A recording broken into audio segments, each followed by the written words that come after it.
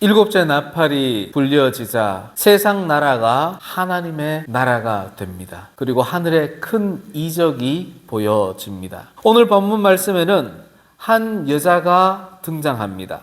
그의 모습은 해를 옷 입고 발 아래에는 달이 있고 머리에는 12별의 관을 썼다고 말씀하고 있습니다. 해를 옷 입었다는 것은 하나님의 영광을 옷 입었다는 겁니다. 그러면 해를 어떻게 옷 입을 수 있을까요? 하나님의 영광을 어떻게 옷 입을 수 있겠습니까? 성령의 임재를 통해 옷 입을 수 있습니다. 또 말씀을 통해서 옷 입을 수 있습니다. 발 아래에는 달이 있다라고 말을 합니다. 달은 앞에 있던 해와 대조적으로 쓰였죠. 달을 옷 입는 것이 아니라, 달을 모자 쓴 것이 아니라 그 달이 발 아래에 있다고 합니다. 다시 말해서 달을 밟고 있다는 겁니다. 머리에는 12별의 관을 썼다고 합니다. 12별, 하나님의 모든 백성들을 말하는 것이고, 관이라는 것은 영광의 관, 승리의 관을 말하는 겁니다. 헬라어에서는 관이라는 단어가 두 가지가 쓰입니다. 디아데마라는 단어는 통치자의 관을 말하는 것이고, 오늘 본문에 나오는 이 관은 스테파노스라는 단어인데 승리의 관을 의미하는 겁니다. 그런데 이 여자의 모습만 봐서는 이 여자가 도대체 어떤 존재인지를 알 수가 없습니다. 다행스럽게도 오늘 설교의 제목처럼 이 여자가 한 아들을 낳습니다. 그렇다면 그 아들을 낳는 과정과 그 낳은 아들을 보면 이 여자가 누구인가를 알게 되는 겁니다. 이 여자가 아이를 배웠습니다. 임신을 했습니다. 그런데 어떻게 임신을 했을까? 이 생각을 하게 됩니다. 어떻게 임신을 했을까요? 일찍이 고린도전서 4장 15절에서 바울이 이렇게 하나님의 말씀을 선포합니다. 그리스도 예수 안에서 내가 복음으로써 너희를 낳았음이라. 아멘. 야고보는 또한 야고보서 1장 18절에서 이렇게 말씀합니다. 그가, 예수 그리스도가, 그가 자기의 뜻을 따라 진리의 말씀으로 우리를 낳으셨느니라. 아멘. 말씀으로 누군가를 낳았다는 겁니다. 고린도전서의 말씀을 통해서는 사람인 바울이 말씀으로 아들을 낳았다 합니다. 야고보서의 말씀에 의하면 예수 그리스도께서 진리의 말씀으로 성도를, 사람을 낳았다고 말씀을 합니다. 우리 신앙인들에게 적용을 하자면 성도가 성도를 낳고 하나님이 성도를 낳는다. 무엇으로? 말씀으로 낳는다는 겁니다. 그럼 이 여자가 말씀으로 임신을 했다는 겁니다. 임신을 하면 그 다음에 어떻게 됩니까? 임신한 기간이 있죠. 우리 인간의 몸은 10달 동안 임신에 힘겨움이 있습니다. 그동안 어떻게 합니까? 태아 교육하죠. 모차르트 음악을 듣습니다. 슈베르트 음악을 듣습니다. 좋은 것 먹고 좋은 것을 바라봅니다. 그렇게 해서 태교를 합니다. 임신을 한다는 것은 그저 임신하고 그 순간 아이가 뚝딱 태어나는 것이 아니라 이 말 속에 드러나지는 않지만 그 임신 기간 동안 태아를 보호하고 양육하는 과정이 있다는 것을 의미하는 겁니다. 10달이 차고 나면 드디어 출산을 하죠. 오늘 성경 말씀에서는 해산이라는 단어를 쓰는데 출산과 같은 의미입니다. 12장 2절에 이렇게 말씀합니다. 이 여자가 아이를 베어 해산하게 되매 아파서 애를 쓰며 부르짖더라. 아멘.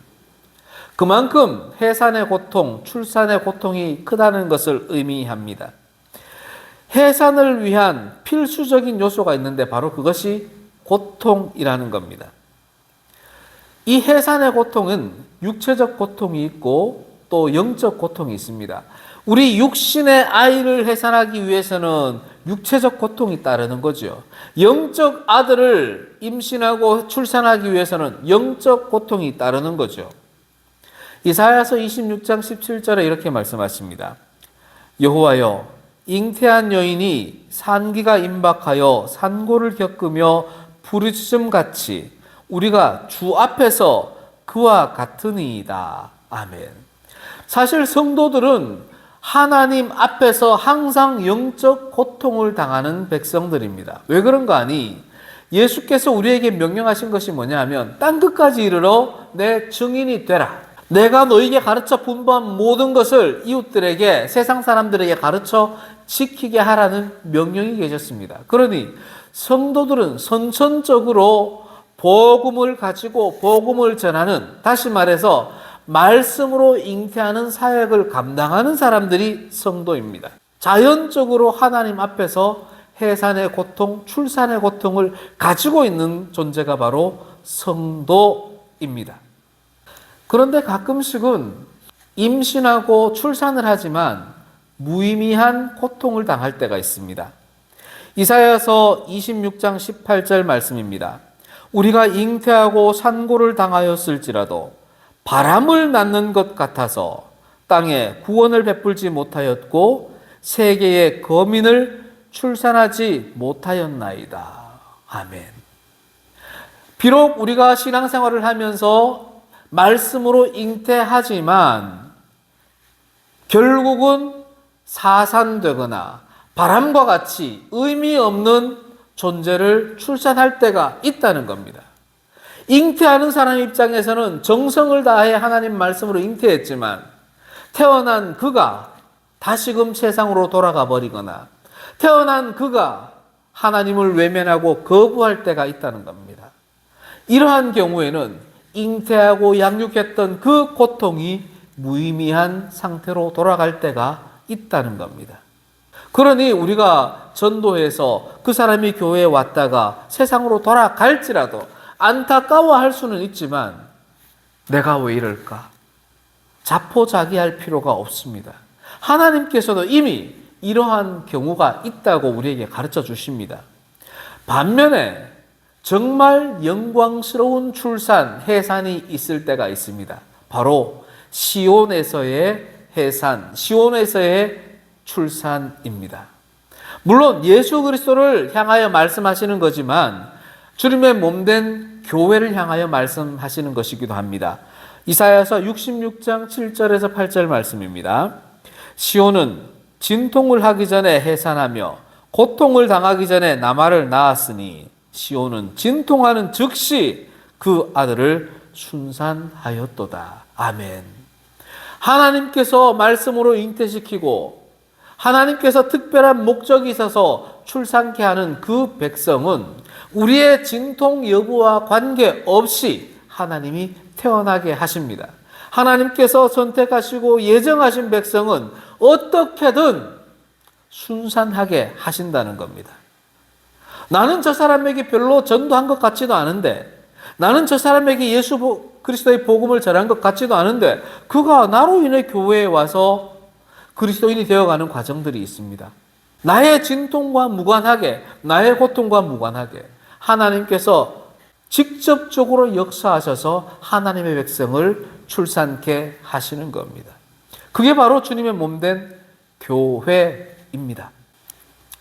말씀으로 잉태하고 출산의 고통이 있는데 그냥 출산하면 될 텐데 그렇게 쉬운 일이 아닙니다. 여기에는 어디에나 있듯이 방해 공작들이 있습니다. 오늘 본문 말씀에는 용이라는 사탄이 출산하는 그 아이를 잡아 먹으려고 대기하고 있습니다.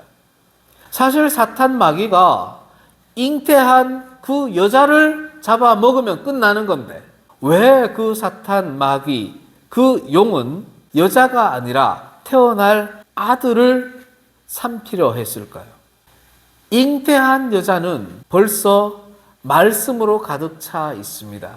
용이 쉽사리 그를 삼킬 수가 없다는 것을 알고 있습니다. 또한 용 입장에서는 이 여자보다는 아들을 삼키는 것이 훨씬 수월합니다. 세상의 많은 적그리스도들이, 거짓 선지자들이 튼실한 든든한 믿음을 가진 사람보다 애매한 믿음을 가진 사람들을 타겟으로 하여 이단교로 끌어들이려 할 때가 얼마나 많습니까? 세상이 믿음이 약한 사람을 유혹해서 세상 속으로 다시 끌고 가려 할 때가 얼마나 많습니까? 용이 바로 그러한 일을 하려고 하는 겁니다.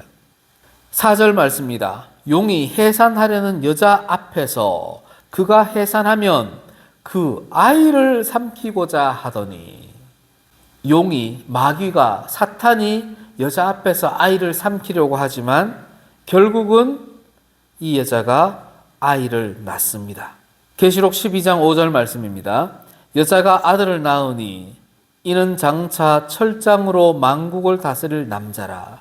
그 아이를 하나님 앞과 그 보좌 앞으로 올려가더라. 아멘.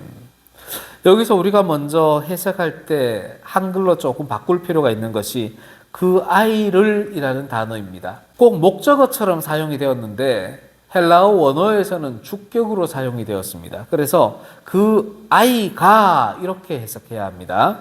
그 아이가 하나님 앞과 그 보좌 앞으로 올려가더라. 올려가더라는 수동태로 쓰입니다. 여자에게서 태어난 그 아이가 태어나자마자 하나님 앞으로, 보좌 앞으로 올려가더라. 이렇게 해석을 하면 이해가 빠릅니다. 여자가 아이를 낳았습니다. 그런데 그 아이가 어떤 아이라고요? 철장으로 만국을 다스릴 권세를 가진 아이랍니다. 사랑하는 성도 여러분, 누가 만국을 다스립니까? 왕이신 하나님, 예수 그리스도죠. 하나님뿐입니까? 아니죠. 하나님은 우리 성도들로 하여금 만국을 다스릴 권세를 주신다고 약속하셨죠. 계시록 20장 4절에도 왕의 권세에 동참하는 성도의 모습을 예언하셨습니다. 예수를 증언함과 하나님의 말씀 때문에 목배임을 당한 자들의 영혼들과 또 짐승과 그의 우상에게 경배하지 아니하고 그들의 이마와 손에 그의 표를 받지 아니한 자들이 살아서, 누가요? 그리스도인들이 그리스도와 더불어 1000년 동안 왕노릇하리라. 아멘. 만국을 다스리는 것은 하나님뿐만이 아니라 하나님으로부터 다스릴 권세를 위임받은 성도들도 통치자의 권세를 가지고 있습니다. 그러니 장차 철장으로 만국을 다스릴 남자라고 한다는 것은 예수 그리스도만을 말하는 것이 아니라 우리 성도들을 향한 말씀이기도 하다는 겁니다. 아이가 태어나자마자 하나님은 그 아이를 하나님 품으로 인도하신다는 겁니다.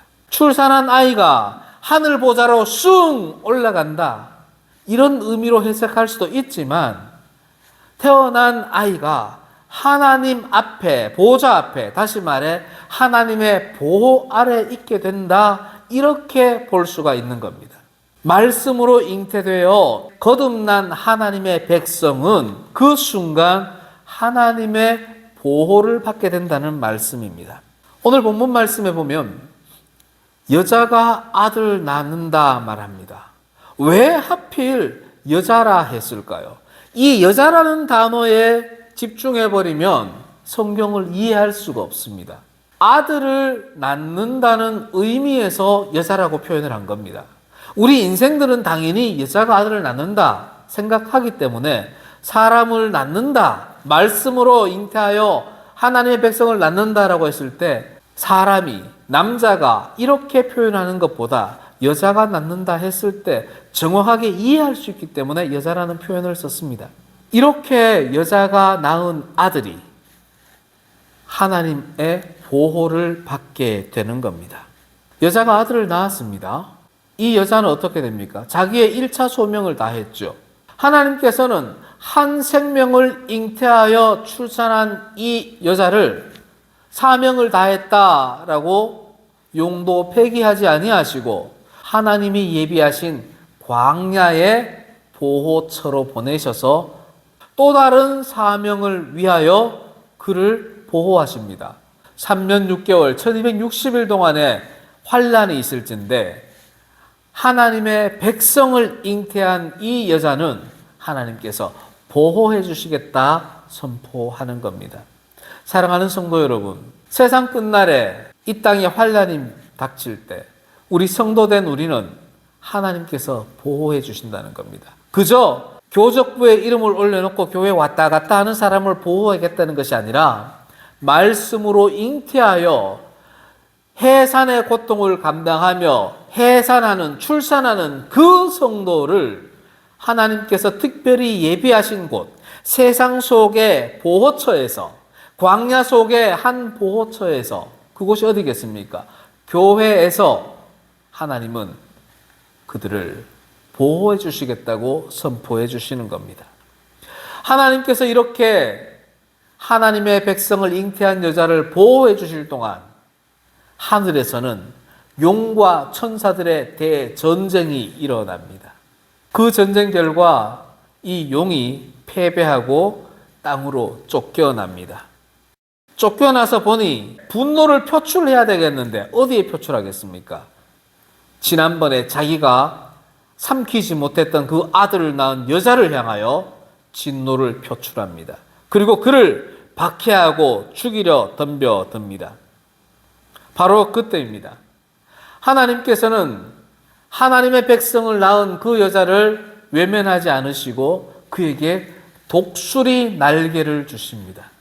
그래서 그 여자는 독수리 날개를 날개짓하며 다시금 하나님께서 예비하신 그 하나님의 보호처로 나라가 그곳에서 하나님의 보호를 받게 되는 겁니다.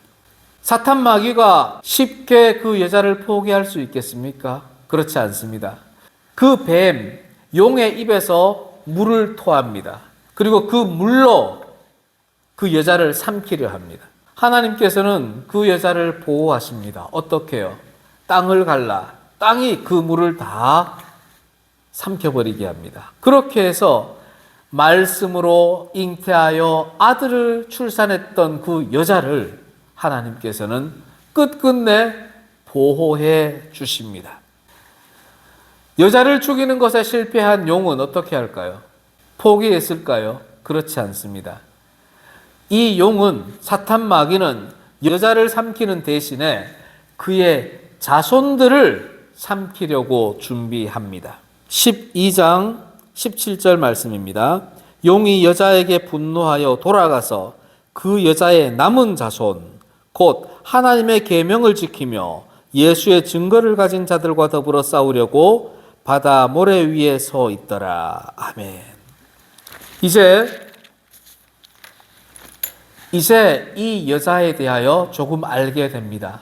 이 여자가 잉태하여 출산한 아들은 하나만이 아닙니다. 이 여자가 출산한 아들은 본문 1절에서 6절 사이에 나왔던 그 아들뿐만이 아니라 17절 말씀에 보면 다른 수많은 아들들도 있습니다. 다시 말해서 여자가 낳은 아들, 성도들이 무수히 많았다는 것을 의미합니다. 그 여자의 자손들의 특징이 있습니까? 어떻다고요? 하나님의 계명을 지키는 자들이었습니까? 누굽니까? 성도들이죠. 또한 예수의 증거를 가진 자들입니다. 누굽니까? 성도들이죠. 여자의 자손이 바로 저와 여러분과 같은 하나님의 백성이라는 겁니다. 여자가 누구를 낳았다는 겁니까? 하나님의 계명을 지키고 예수의 증거를 가진 사람들을 낳았다는 겁니다. 바로 성도들을 낳았다는 겁니다. 사랑하는 성도 여러분, 성도들을 낳는 여자는 누구겠습니까? 교회입니다. 성도들을 낳는 여자는 누구이겠습니까? 바로 교회의 한 지체된 또 다른 성도입니다. 저와 여러분이 바로 여자인 교회의 한 지체로 또한 그 여자로서의 성도입니다. 우리가 말씀으로 새 생명을 잉태하는 것, 그것이 바로 우리가 이 본문에 나오는 여자의 사명을 감당하는 겁니다. 여자가 곧 교회고 교회의 지체가 곧 성도입니다. 그 교회의 머리 되신 분이 바로 예수입니다. 그 교회를 통해서 하나님께서는 성도들을 보호해 주시는 겁니다. 전쟁을 마주한 교회와 성도들의 모습이 나옵니다. 17절에서 하나님의 계명을 지키고 예수의 증거를 가진 자들이 용과의 전쟁을 맞닥뜨려 있습니다. 누가 전쟁을 맞닥뜨리고 있다는 겁니까? 교회인 우리가 사탄과의 전쟁 앞에 있다는 겁니다. 그럼 우리가 전쟁에서 이겨야 되겠습니까? 져야 되겠습니까? 당연히 이겨야 되죠. 이기는 방법이 있습니까?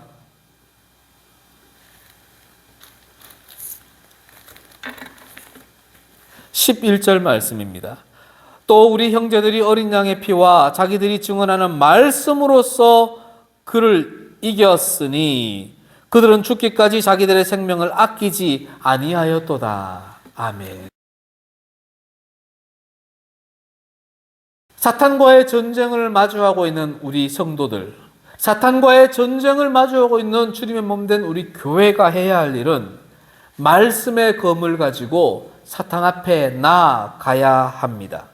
그리고 한편으로는 말씀으로 잉태하여 날마다 새 생명을 출산해야 합니다. 사랑하는 성도 여러분, 우리가 이 땅에서 용과 싸워야 할, 바로 승리해야 할 하나님의 백성입니다.